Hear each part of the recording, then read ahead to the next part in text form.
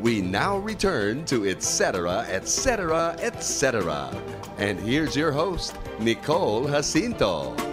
Okay, welcome back, folks. Let's go through a beef. That's what I get for talking too fast. Let me talk slowly because it's actually been a hectic day. So I should slow down and relax and enjoy the few minutes I have with you on the air. And if you want to call in and join me, call us up at 897-8374, 895-4460, and 895-4244. No, those are not bank account numbers. Those are the numbers of the station. Anyway, let's go through a brief background of Valentine's Day. And we're doing it after Valentine's Day, of course, so that those of you who are, who got stressed out, irritated, depressed, pissed off about the fact that all these people had to celebrate Valentine's Day and we know what's the big deal anyway, well, at least now you don't have to be stressed out anymore. You can just, go through, just maybe talk a little bit about it or learn a few things about Valentine's Day and why such a big deal is made out of it, or why it even has romantic connotations. But anyway, why do we celebrate it? Where did the tradition originate, and why is it associated with romance and lovers?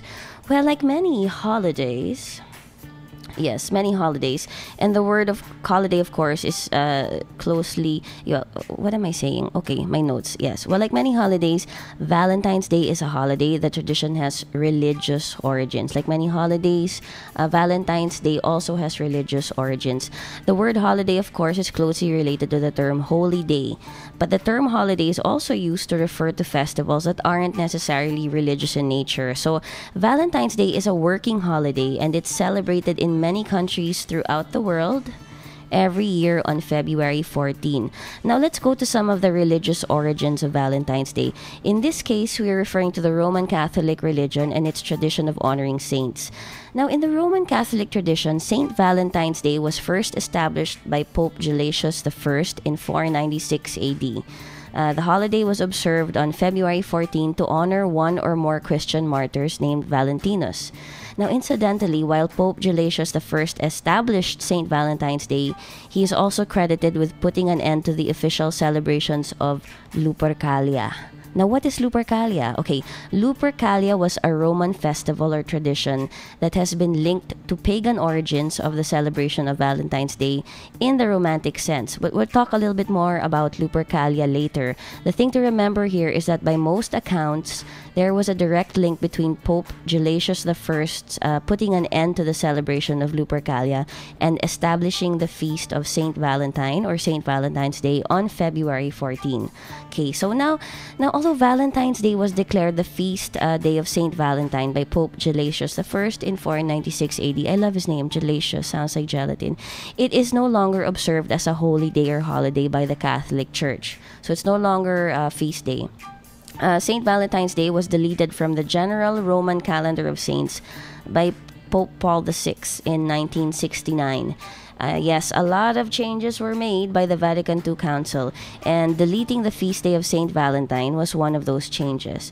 Now, how about its association with romantic love?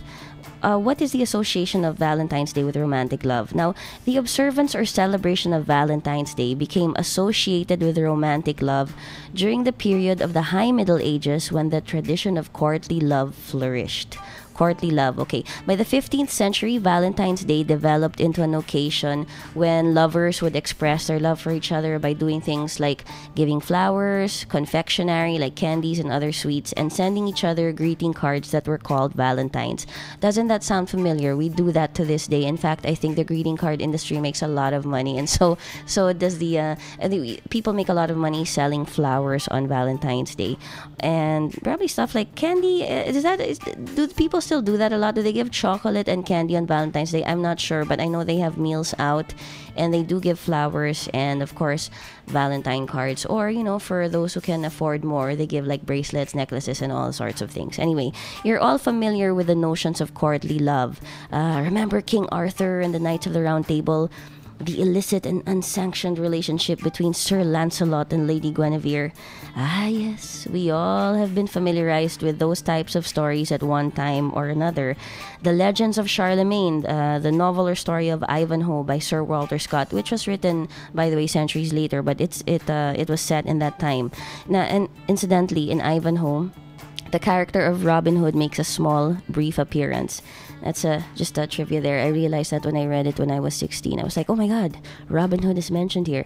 Anyway, so Valentine's Day became associated with romantic love during this period of the Middle Ages in Europe, and many accounts credit, or at least connect, this association of romantic love and Saint Valentine's Day, or simply Valentine's Day, with Geoffrey Chaucer and his circle. It was during Chaucer's time that the tradition of courtly love flourished. Now, why credit the link between romantic love and the flourishing of the tradition of courtly love and Valentine's to Chaucer? Well, Chaucer and his circle were very influential in society, and they set trends, so to speak, which became tradition. But we're not just talking of inconsequential or shallow trends here. Chaucer's circle and the influence he exerted was instrumental in shaping the entire culture. Now, he was a very important figure, and his works, as well as his influence on culture, if I may put it that way, are significant to this day. I'm sure many of you out there are familiar with Geoffrey Chaucer. You would have come across his name on one or more of his works at some time or another. Now, Chaucer was born around 1343. I can't be sure of the date. And according to the records that I checked, when I checked, he died on October 25, 1400. So I know when he died, but I can't remember when he was born. Now, Chaucer is known as the father of English literature. He's also considered by many as the greatest English poet of the Middle Ages. Now, Chaucer has the distinction of being the first poet to be buried in the Poets' Corner of Westminster Abbey in London. Have you been there, by the way? It's a wonderful place. If you find yourself in London, don't miss out on visiting Westminster Abbey and other places like the National Museum and the Tower of London.